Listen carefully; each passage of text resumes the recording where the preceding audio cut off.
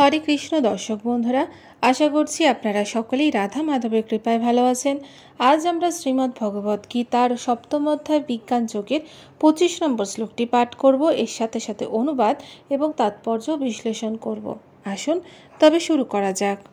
নাহম প্রকাশ সর্বস্য যোগ মায়া সমবৃতঃ মূঢ়য়ম ন বিজানাতি লোক মামজম ব্যয়ম। অনুবাদ: আমি মূঢ় ও বুদ্ধিহীন ব্যক্তিদের কাছে কখনোই প্রকাশিত হই না। তাদের কাছে আমি আমার অন্তরঙ্গ শক্তি যোগমায়ার দ্বারা আবৃত থাকি, তাই তারা আমার অজ ও অব্যয় স্বরূপকে জানতে পারে না।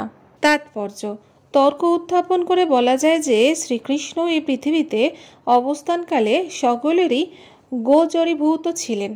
তাহলে কিভাবে এটি বলা যায় যে তিনি সকলের কাছে প্রকাশিত হন না? কিন্তু প্রকৃতপক্ষে তিনি সকলের কাছে প্রকাশিত হন না।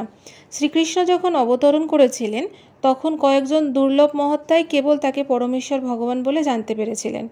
কৌরব সভায় যখন শিশুপাল সভার অধ্যক্ষরূপে শ্রীকৃষ্ণকে নির্বাচনের বিরোধিতা করেছিল, তখন ভীষ্মদেব শ্রীকৃষ্ণকে সমর্থন করে তাকে পরমেশ্বর ভগবান বলে ঘোষণা করেন। সেই রকম পঞ্চপাণ্ডব আদি কিছু সংখ্যক মহাত্মাই কেবল তাকে পরমেশ্বর ভগবান রূপে জানতে পেরেছিলেন, কিন্তু সকলে পারেননি। অভুক্ত ও সাধারণ মানুষের কাছে তিনি প্রকাশিত হননি। তাই ভগবদ্গীতাতে শ্রীকৃষ্ণ বলেছেন যে তার শুদ্ধ ভক্ত ছাড়া আর সকলেই তাকে তাদের মতন একজন বলে মনে করে। তিনি কেবল তার ভক্তদেরই কাছে সমস্ত আনন্দের আধার রূপে নিজেকে প্রকাশিত করেছিলেন, কিন্তু অল্পবুদ্ধি সম্পন্ন অভক্তদের কাছে তিনি নিজেকে যোগমায়ার দ্বারা আবৃত করে রেখেছিলেন।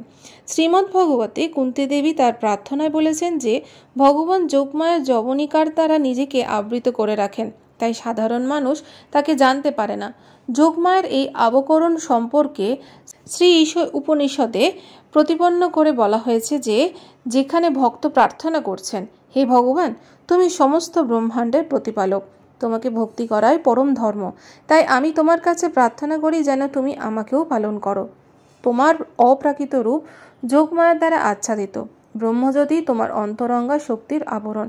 কৃপা করে তুমি তোমার এই জ্যোতির্ময় আবরণকে উন্মোচিত করে তোমার সচ্চিদানন্দ বিগ্রহে দর্শন দান করো। ভগবানের সচ্চিদানন্দ বিগ্রহ তার চিন্ময় শক্তি ব্রহ্মজ্যোতির দ্বারা আচ্ছাদিত, এবং এই কারণে অল্পবুদ্ধি সম্পন্ন নির্বিশেষবাদীরা ভগবানকে দেখতে পায় না। শ্রীমদ্ ভগবতেও ব্রহ্মা তার প্রার্থনায় বলেছেন, হে পরমেশ্বর ভগবান, হে পরমাত্মা, হে যোগীশ্বর, এই জগতে আপনার শক্তি ও লীলার পরিমাপ কী করতে পারে? আপনি সর্বদাই আপনার অন্তরঙ্গা শক্তি বিস্তার করছেন, তাই কেউ আপনাকে বুঝতে পারে না।